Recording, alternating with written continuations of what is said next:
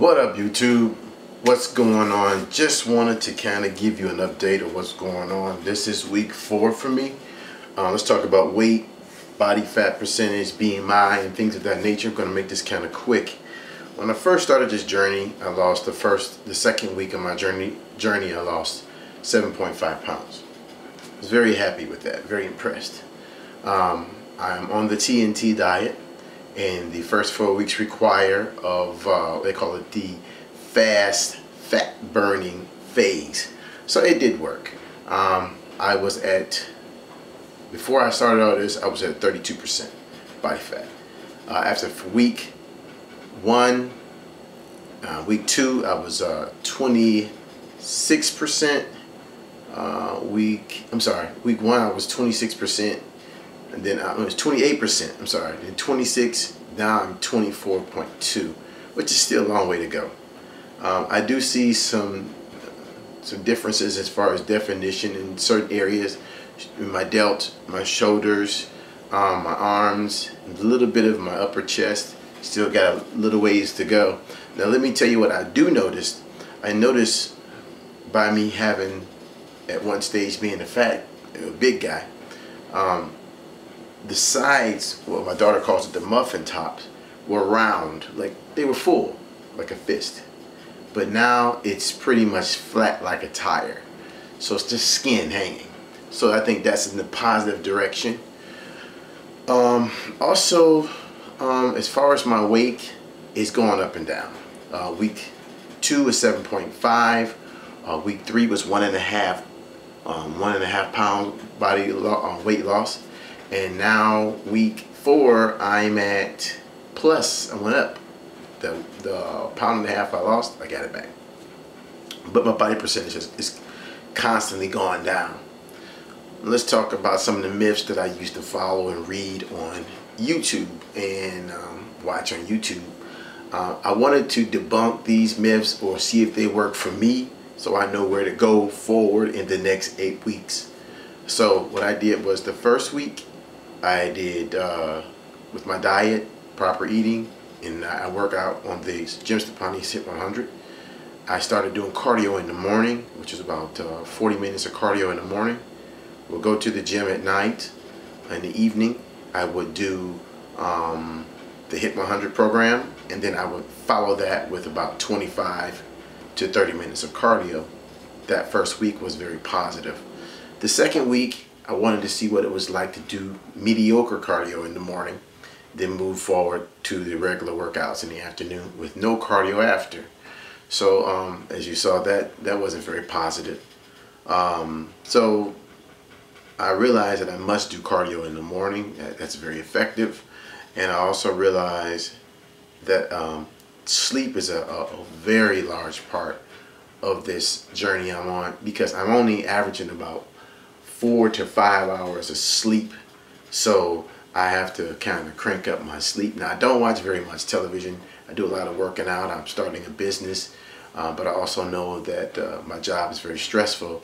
So I'm going to have to figure out a way to get at least 6 to 8 hours of rest. Now, I realized that I had, the first week, I did 7 days of working out with 1 full day of cardio. And I do doubles on the weekends, which I'll get up in the morning, do my Jim Stepani Hit 100, and then I will go back and do cardio like Stairmaster, treadmill, bike, you name it, I did it. That was very effective. So I'm going to continue to do that. So I've decided to do cardio in the morning, as well as just focusing on the diet. Now I'm getting off into plan B. I'm really not happy with what happened because I made so many errors in that process. So now plan B is just basically the same thing as I'm doing before, but it's just now I get to have carbs post-workout and pre-workout, post-workout. I also learned that YouTube and a lot of these articles are pretty much full of it, because the protein factor is, I love my protein powder. I love Protaway. I mean, that's my favorite. I've been using Dimetaz, casein, but I got sick of protein. I really did, because protein powder, because it seemed like it's a waste of time to drink to drink a protein shake and eat, which is stupid. I mean, I know you're not supposed to do both. So if you just eat and wait an hour, hour and a half before you go to the gym and eat something, and basically the diet I'm on is pretty much protein and low carbs. And then when you go to the gym, you work out and you get out the gym, then you go home and eat within, they say, an hour or whatever, but I don't even think that's worth it. I mean, that's just me talking. But basically, that's it. I mean, I've learned a lot. I've debunked a lot of things for myself that didn't make sense. And I'm like, I didn't lose no weight. And I went from intense 7 days to mediocre 6 days to pretty much just working out with the gym and very mediocre cardio afterward. I really wanted to see if that stuff would work. So now I know for the next 8 weeks, I got to really get the cardio in there in the morning. I got to get the cardio after, and I got to maintain. I did do something stupid that I read a book about this, and Jim Stepani just put an article about this. Is basically that if you, like, I used to get in the gym because I watch Steve Cook. I'm a big fan of his as well. I don't like saying I'm a fan, but I like his stuff. He always does cardio before he works out. I don't know how intense it is.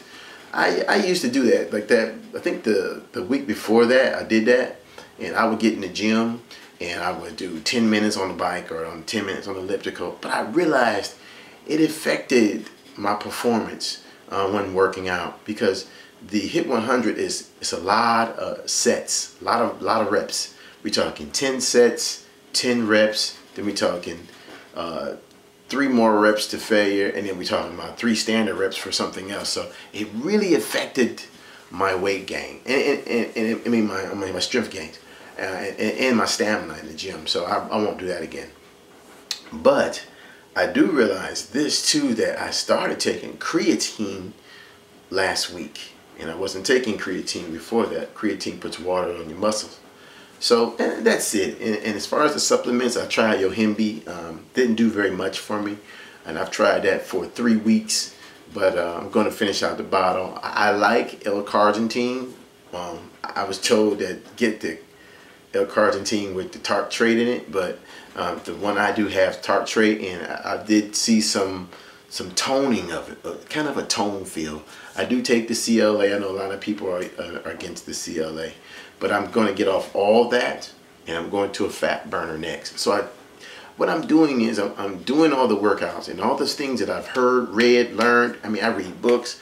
I've learned all this stuff, and what I'm trying to do is I'm trying to understand what works for me. And a lot of the stuff that I saw on YouTube, I read in magazines, read in books, some of it works and some of it doesn't. So I'm really trying to, I kind of found what I need to do. Cardio in the morning, maintain my supplements, pull back on the protein shakes, maintain a good diet, maintain a good meal. I've also learned too, there are some great options out there when you're dieting or you changed your lifestyle, your meal plan, because you don't have to suffer. I even found a fudge bar that has 11 grams of carbs and 6 grams of sugar, and it's less than a protein bar. It's really good. I'm tired of Jello-free, Jello sugar-free Jello. I mean, I ate that too. I'm tired of that. And I'm also I'm burnt out on pork skins, because you're allowed pork skins in Plan A. So that's it. And I wanted to thank you for watching. And once again, I may throw a couple photos in of the scale. But once again, I'll holler at you later. Next time we'll be talking about Plan B and what I'm going to have in that phase. But I do see some changes. I do see my body is, I've gotten some compliments in the gym. People saying, what are you doing? You're looking good. So I think that's good. So thank you very much. God bless. Peace.